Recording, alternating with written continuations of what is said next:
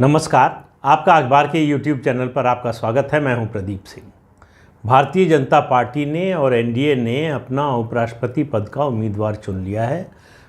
पश्चिम बंगाल के राज्यपाल जगदीप धनखड़ अगले उपराष्ट्रपति होंगे। अभी विश्वास के साथ इसलिए कह रहा हूं कि जितने मतों की ज़रूरत है उतने एनडीए के पास है, किसी बाहर के सहयोगी की ज़रूरत नहीं है।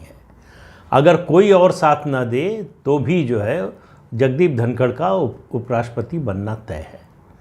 तो अब सवाल ये है कि भारतीय जनता पार्टी ने जगदीप धनखड़ को क्यों चुना।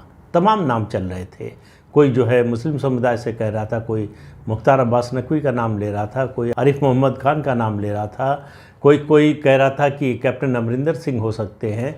तमाम तरह के नाम चर्चा में थे कि सिख समुदाय से होगा, कि कोई पिछड़े वर्ग से होगा या दक्षिण से होगा। जब 4 राज्यसभा सीटें, नॉमिनेटेड सीटें दक्षिण के 4 राज्यों के लोगों को दी गई, तभी ये तय हो गया था कि दक्षिण से कोई नहीं होगा। क्योंकि अगर दक्षिण से बनाना होता किसी को उपराष्ट्रपति तो ये चारों सीटें दक्षिण के राज्यों को न जाती। तो उस समय भी मैंने उस वीडियो में भी कहा था कि इस घोषणा का मतलब है कि दक्षिण से कोई उपराष्ट्रपति नहीं बनने जा रहा है। पश्चिम बंगाल में रहते हुए जगदीप धनखड़ ने जो काम किया है उससे पार्टी और सरकार और प्रधानमंत्री निश्चित रूप से बहुत प्रसन्न होंगे, खुश होंगे। उन्होंने जिस तरह से ममता बनर्जी से, असल में आप कहें तो चुनाव को छोड़ दीजिए, उसके अलावा जो राजनीतिक लड़ाई है पश्चिम बंगाल में वो बीजेपी से ज़्यादा तो जगदीप धनखड़ ने लड़ी। बार बार हर मौके पर सरकार को घेरने का काम, सरकार को डॉक में खड़ा करने का काम, ममता बनर्जी के खिलाफ एक तरह की मुहिम चलाने का काम, हर समय सरकार को डरा कर रखने का काम कि हम केंद्र को रिपोर्ट भेज रहे हैं, यहाँ कानून व्यवस्था की स्थिति खत्म हो गई है, यहाँ संविधान का राज नहीं रह गया, संवैधानिक व्यवस्था चरमरा गई है। ये सब बातें वो लगातार बोलते रहे हैं और उनको उसी तरह से मीडिया का कवरेज मिलता रहा है। ममता बनर्जी को अगर आप देखें, जब से जगदीप धनखड़ पिछले 5 साल से लगभग जब बने हैं राज्यपाल, तब से अब तक जितना हमला उन्होंने राज्यपाल पर किया है उतना बीजेपी के किसी नेता पर नहीं किया होगा। तो इसलिए इससे भी आप समझ सकते हैं कि किस तरह का आप कह सकते हैं कि गवर्नर की जो भूमिका है, जो अपेक्षा है, उस लक्ष्मण रेखा को लांघ गए। लेकिन आज की राजनीति में जिस तरह की राजनीति चल रही है उसमें इस लक्ष्मण रेखा की बात करना बेमानी हो गया है। तो जगदीप धनखड़ पेशे से वकील, राजनेता और सबसे बड़ी बात राजस्थान के हैं, और उससे भी बड़ी बात ये कि जाट समुदाय से आते हैं। राजस्थान से राज्यसभा का सभापति होगा और राजस्थान से ही लोकसभा अध्यक्ष भी है। तो दोनों सदन राजस्थान के नेता चलाएंगे, राजस्थान के लोग चलाएंगे। तो एक तो अच्छी बात यह है, राजस्थान में चुनाव भी है अगले साल ही। तो राजस्थान को ध्यान में रखकर क्या जगदीप धनखड़ को विधानसभा चुनाव है इस नज़रिए से बनाया गया? नहीं, चुनाव है विधानसभा का, ये महज इत्तेफाक है। अगर 2023 के विधानसभा चुनाव के बाद भी अगर जो है उपराष्ट्रपति का चुनाव होता तब भी जगदीप धनखड़ बनते। इसलिए चुनाव से सीधा कोई रिश्ता नहीं है, लेकिन चुनाव में फ़ायदा होगा ये अलग बात है। तो फिर जगदीप धनखड़ के नाम का चयन क्यों हुआ? क्यों और लोगों के नाम पर विचार नहीं हुआ? बड़ी चर्चा थी कि बीजेपी के कुछ सक्रिय नेता जो अभी सक्रिय राजनीति में हैं उनमें से किसी को बनाया जा सकता है। लोग जातीय समीकरण लगा रहे थे, क्षेत्रवार की बातें हो रही थी कि इस क्षेत्र से हो सकता है, यहाँ से हो सकता है। लेकिन एक ट्रेंड देखिए आप, अभी जो वर्तमान राष्ट्रपति हैं रामनाथ कोविंद, वो भी राज्यपाल थे, उसके बाद राष्ट्रपति बने। द्रौपदी मुर्मू जो राष्ट्रपति पद की उम्मीदवार हैं वो भी पहले गवर्नर थी, राज्यपाल थी झारखंड की, अब जो है वो राष्ट्रपति पद की उम्मीदवार हैं। जगदीप धनखड़ अभी वर्तमान राज्यपाल हैं पश्चिम बंगाल के, मुझे लगता है उन्होंने इस्तीफा दे दिया होगा या देने ही वाले होंगे। तो एक ये ट्रेंड नज़र आता है कि संवैधानिक पद पर उन लोगों को भेजा जाए जो संवैधानिक पद पर रह चुके हैं। वेंकैया नायडू का मामला अलग था कि उस समय तक बीजेपी को अपने गवर्नर उस तरह से बनाने का मौका नहीं मिला था। फिर वेंकैया नायडू को पार्टी में जो उनका योगदान था उसके कारण उनको एक मौका देना भी था। हालांकि पार्टी का नेतृत्व उनसे बहुत ज़्यादा खुश नहीं था। क्यों? उनको बड़ी उम्मीद थी कि वो उपराष्ट्रपति बने हैं तो राष्ट्रपति भी बनेंगे। अगर आपको याद हो तो उस समय खबरें भी आई थी, और जब उपराष्ट्रपति बने थे वो, तो जो नाम पट्टिका है उपराष्ट्रपति जो बने हैं अब तक, उसमें वो दिखाते थे कि हर दूसरा जो है उपराष्ट्रपति राष्ट्रपति बनता है। तो इस बार उनका नंबर है। हामिद अंसारी चुप गए थे तो उनको लगता था कि अब उनका नंबर है, वो राष्ट्रपति बनेंगे।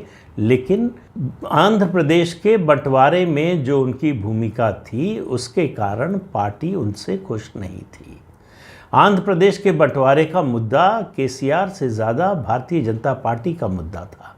भारतीय जनता पार्टी हमें, और इसलिए कह रहा हूँ, भारतीय जनता पार्टी जनसंघ के समय से छोटे राज्यों की पक्षधर रही है, कि छोटे राज्यों के गठन की समर्थक रही है। और अटल बिहारी वाजपेयी के 6 साल के कार्यकाल में 3 नए राज्य भारतीय जनता पार्टी ने बनाए, झारखंड, उत्तराखंड और उसके अलावा छत्तीसगढ़। ये 3 राज्य जो है वो भाजपा शासन में बनाए गए छोटे राज्यों का समर्थन करते हुए, उस नीति को अपनाते हुए भारतीय जनता पार्टी चाहती थी कि तेलंगाना बने। चंद्रबाबू नायडू नहीं चाहते थे कि किसी भी हालत में आंध्र प्रदेश का विभाजन हो, और चंद्रबाबू नायडू से दोस्ती के चक्कर में वेंकैया नायडू भी उसी लाइन पर चले और पार्टी को उधर ही ले गए। उसका नतीजा ये हुआ कि तेलंगाना बनने का सारा श्रेय के चंद्रशेखर राव यानी केसीआर ने ले लिया, टीआरएस ने ले लिया। भारतीय जनता पार्टी को उसका कोई जो है लाभ मिला नहीं राजनीतिक। हालांकि ज़रूरी नहीं होता कि जो राज्य बनवाए उसको उसका लाभ भी मिले। आप देखिए, इन 3 राज्यों में से देखिए तो उत्तराखंड में सरकारें बदलती रही हैं, इस बार वो नियम बदला है, दोबारा ही है भाजपा। झारखंड में बीजेपी की स्थिति कभी बहुत अच्छी नहीं रह पाई, स्पष्ट बहुमत उस तरह से कभी नहीं मिला। छत्तीसगढ़ में उस समय की जो मध्य प्रदेश की विधानसभा थी उसमें कांग्रेस के सदस्यों की संख्या ज़्यादा थी तो उनको चला गया। हालांकि उसके बाद 15 साल तक जो है राजनीतिक स्थिरता रही, बीजेपी की सरकार रही। अब फिर से बीजेपी वहाँ बाहर हो गई है। तो राज्य बनवाने से आपको राज्य की सत्ता मिल जाएगी ये ज़रूरी नहीं होता, लेकिन उसका एक प्रभाव तो निश्चित रूप से होता है कि राज्य के गठन में, नए राज्य को बनाने में जिन राजनीतिक ताकतों की भूमिका होती है उनको महत्व ज़रूर मिलता है, लोगों की नज़र में उनकी अहमियत ज़रूर होती है। इस लिहाज से तेलंगाना के मामले में बीजेपी पिछड़ गई। अच्छा, मैं ये नहीं कह सकता कि इसी वजह से वेंकैया नायडू राष्ट्रपति नहीं बने या उपराष्ट्रपति के रूप में उन्हें दूसरा कार्यकाल नहीं मिला। बहुत से कारण होते हैं, लेकिन उनमें से एक कारण ये भी है। दूसरी बात यह है कि ऐसे पद पर जो प्रधानमंत्री नरेंद्र मोदी की नीति नज़र आती है कि दोबारा मौका नहीं मिलता, रिपीट करने वाला सिस्टम नहीं है। एक व्यक्ति जाए, उसको अवसर दिया गया, फिर दूसरे को मौका मिलना चाहिए, उससे दूसरा संदेश जाना चाहिए, दूसरी बातें होनी चाहिए। तो जगदीप धनखड़ को क्यों बनाया? अब आप बात को समझने की कोशिश कीजिए। वो तथाकथित किसान आंदोलन नहीं होता तब भी एक मैसेज गया या एक मैसेज भेजने की कोशिश हुई, एक परसेप्शन बनाने की कोशिश हुई कि बीजेपी किसान विरोधी है। हालांकि इसका जो है असर लोगों पर पड़ा नहीं, लेकिन ये जो है परसेप्शन बनाने की कोशिश उस समय हुई, आज भी होती है।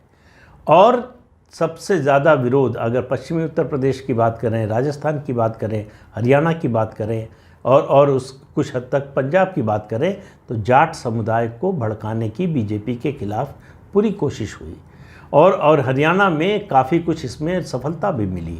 पश्चिमी उत्तर प्रदेश में आंशिक सफलता मिली।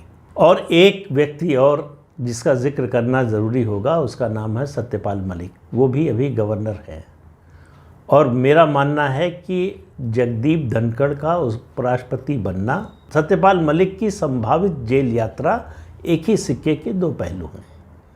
सत्यपाल मलिक जैसे ही जिस दिन रिटायर होंगे, शायद अक्टूबर में रिटायर हो रहे हैं, जिस दिन रिटायर होंगे राजभवन से निकलने के बाद, राजभवन में रहते हुए ही सरकार को, भाजपा को, प्रधानमंत्री को, गृह मंत्री को, सबको गाली देते रहे। भाजपा चुपचाप बर्दाश्त करती रही है। लेकिन ये मामला वैसा ही है जैसा शिशुपाल की गलतियों का, गालियों को भगवान श्री कृष्ण गिनते जा रहे थे। जैसे ही 100 की संख्या पार हुई, उसके बाद उसका क्या हुआ बताने की ज़रूरत नहीं। तो राजनीतिक रूप से सत्यपाल मलिक का भी कुछ वैसा ही होने वाला है। लेकिन फिर सवाल है कि क्या इसीलिए जगदीप धनखड़ को बनाया गया? नहीं। आपको याद हो तो उत्तर प्रदेश विधानसभा चुनाव से पहले एक डेलीगेशन आया था 60-70 जाट चौधरियों का, जो गृह मंत्री अमित शाह से मिला था। लंबी बातचीत हुई थी। उसमें उनकी सबसे बड़ी शिकायत थी कि आपने हमारे समाज से किसी व्यक्ति को कैबिनेट मिनिस्टर नहीं बनाया, जिसे बनाया है वो राज्य मंत्री है, कैबिनेट मंत्री का दर्जा हमको नहीं दिया, आपने वो सम्मान जो हमको वादा किया था वो पूरा नहीं किया। आज बीजेपी ने जाट समुदाय से उपराष्ट्रपति बनाकर एक इमोशनल कार्ड भी खेला है। जाटों में इसका बहुत अच्छा असर जाएगा, इसलिए कि जाटों में वो पढ़े लिखे व्यक्ति हैं, अच्छे वकील, सुप्रीम कोर्ट के वकील रह चुके हैं, अच्छे वक्ता हैं, संविधान के ज्ञाता हैं, अपर हाउस चलाने के लिए, मतलब दोनों हाउस चलाने के लिए, लेकिन राज्यसभा चलाने के लिए जिस तरह की योग्यता होनी चाहिए वो सब जगदीप धनखड़ में है। राजनीति के कॉन्ट्रडिक्शंस को मैनेज करने के लिए की जो क्षमता होनी चाहिए वो जगदीप धनखड़ में है। संविधान की जो जानकारी होनी चाहिए वो जगदीप धनखड़ में है। उसके अलावा उपराष्ट्रपति का पद सेरेमोनियल भी होता है, विदेशों से जो अतिथि आते हैं उनसे मुलाकात, विदेश यात्रा, उस लिहाज से भी अगर आप जगदीप धनखड़ को देखें तो निहायत उचित सिलेक्शन है उनका, बिल्कुल सर्वथा योग्य हैं इस पद के वो, इसलिए उनका सिलेक्शन हुआ है। इसके अलावा आप देखिए कि उत्तर प्रदेश, खासतौर से पश्चिमी उत्तर प्रदेश की बात, राजस्थान, हरियाणा, पंजाब, इन राज्यों में और दिल्ली देहात का जो इलाका है, जो जाट समुदाय है उसमें एक कोई बड़ा मैसेज भेजने में बीजेपी कामयाब नहीं हो पा रही थी। हर चुनाव में बीजेपी को मैनेज करना पड़ता था कि जाट समुदाय छिटक कर चला ना जाए, साथ बना रहे, इसकी लगातार कोशिश होती रही।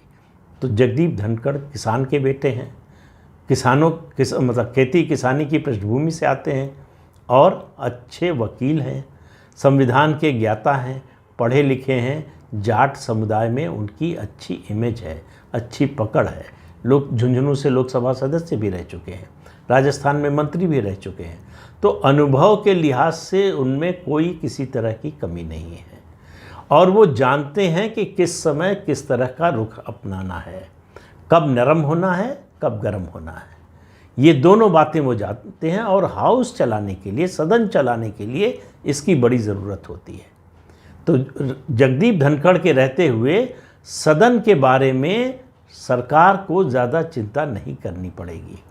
वो जो दृश्य होता, ख़ासतौर से राज्यसभा में, चूँकि अब भी एनडीए की पूरी तरह मेजॉरिटी नहीं हुई है, थोड़ा समय और लगेगा, तो विपक्ष का जो रवैया होता है उससे कैसे निपटा जाए ये जगदीप धनखड़ बहुत अच्छी तरह से जानते हैं। उनको संविधान के बारे में, सदन के नियम के बारे में कोई बरगला नहीं सकता, बहला नहीं सकता, फुसला नहीं सकता। तो जगदीप धनखड़ के बनने से, उपराष्ट्रपति बनने से, जो कि बनने ही जा रहे हैं, वो अगस्त में उनका शपथ ग्रहण भी हो जाएगा और जाट समुदाय के बीच में ये इतना बड़ा मैसेज है, जैसे द्रौपदी मुर्मू का बनना ट्राइबल में, आदिवासियों में एक बड़ा संदेश है।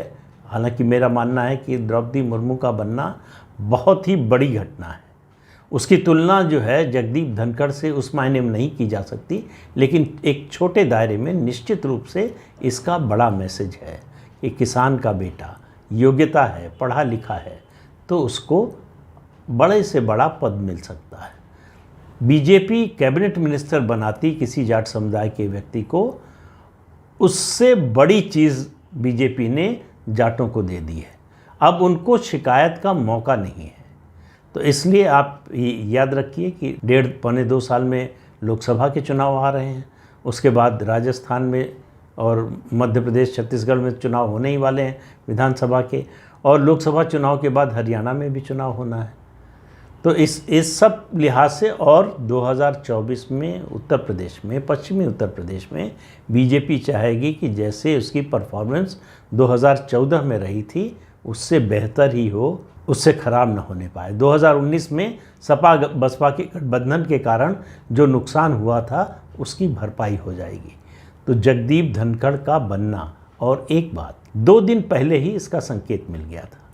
अब मैं ये कहूँगा कि मुझे मालूम था तो उसका कोई मतलब नहीं है, लेकिन 3-4 दिन पहले मुझे जहाँ तक याद आ रहा, फ्राइडे की बात, दार्जिलिंग से एक तस्वीर आई थी। आप लोगों में से बहुत से लोगों ने देखा होगा। उस तस्वीर में 3 लोग थे।